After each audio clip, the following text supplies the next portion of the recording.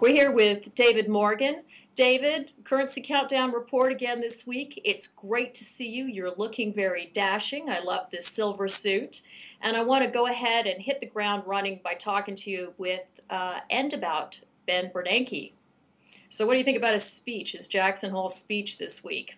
Ben's in a tight spot. I'm somewhat empathetic to the man, actually. I mean, he's an academic. He studied the Great Depression from the last time. His only paradigm is that you can stimulate or print your way out of this mess. That's obviously what the Fed has been doing with QE1, QE2. They're hinting that a QE3 or something similar could take place if the market conditions warrant it. And obviously it isn't working right now. The more that the governments around the world, not just the Federal Reserve, decide to print their way out of this, the less the system is working. In other words, the euro is in a similar situation, and they're having all kinds of problems, and Germany's basically saying enough is enough. This printing thing isn't working. A lot of places in the United States, brokerage houses, independent thinkers are saying the same thing. So he doesn't have a solution. There isn't a solution when you're this far down this financial conundrum. And so he's stuck. And again, I feel somewhat sorry for the man in a way, but I'm no fan of the Federal Reserve. I'm more favorable to a different system, as you well know. Well, they actually do have a threat for us. It's called QE3. Do you know what that is? And do you think that this is going to be good for us as investors? Well, as investors, and from that perspective, perhaps it would be, meaning that you'll get some significant gains further in the precious metals or the commodity sector, particularly in the precious metals. But from a more, larger picture perspective, no. Because we really all have a vested interest in the system holding together and being viable. There is no real benefit if one group of investors does exceedingly well while everyone else, fails. And unfortunately, unless you wake up and understand what's really taking place in today's global economic picture, you're not going to be on the right side of the equation. It's not unusual that so few people become truly wealthy. If it was easy to do, then everyone will be equal. That's socialism. That doesn't work. It cannot be done.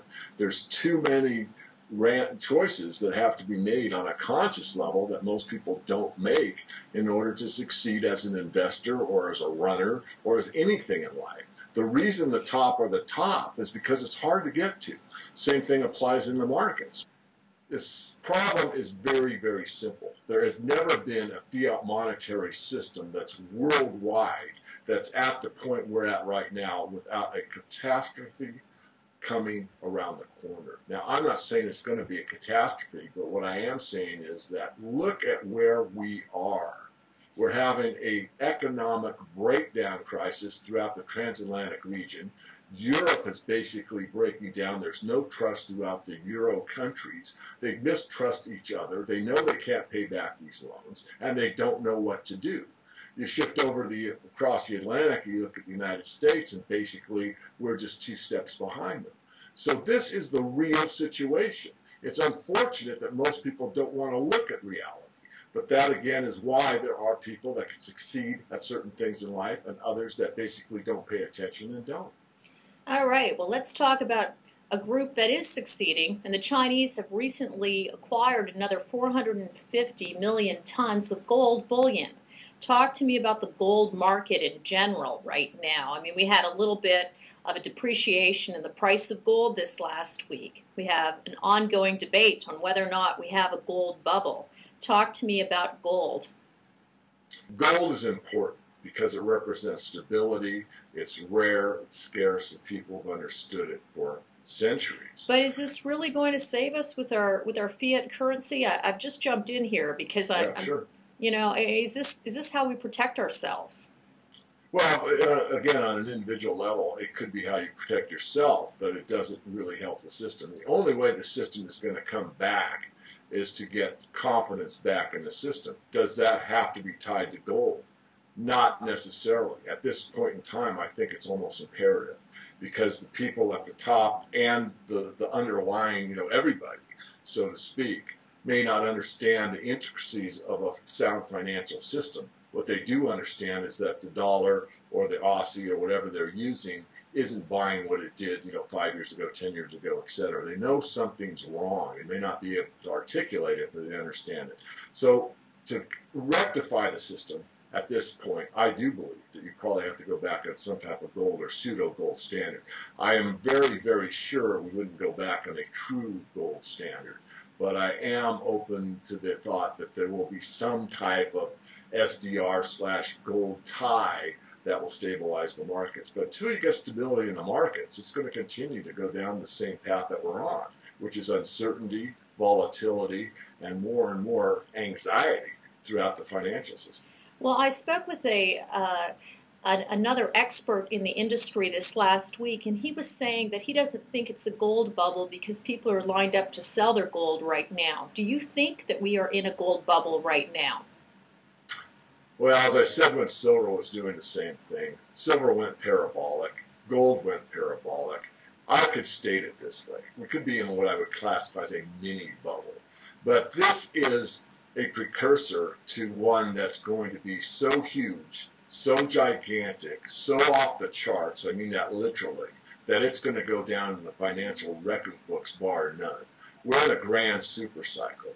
And when this takes place, and this only happens like every 500 years or so, you're going to see gold into the paper price that you and I wouldn't believe right now.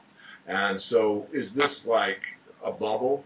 Yeah, you might say it's like a warm-up, but this is nothing compared to what's going to take place in the future. All right, so I'm going to assume then you feel the same way about silver, obviously, but if I have a choice right now between buying gold or silver this afternoon, which would you recommend today with today's prices? Well, silver is undervalued still relative to gold, and it's become a very small market.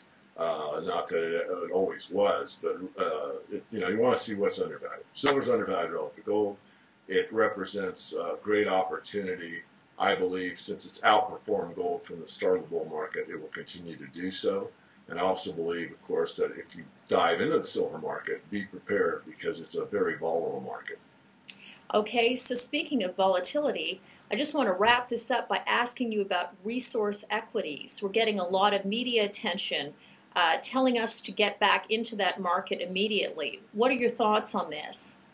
I'd sum it up by saying if you want to catch, you as an investor, want to catch the people that bought silver at $15 or less or gold at, say, $1,000 or less, you want to catch up to those people, there's one way to do it, and that's to buy the underlying mining equities. That's how strong I am on the mining equities at this point in time.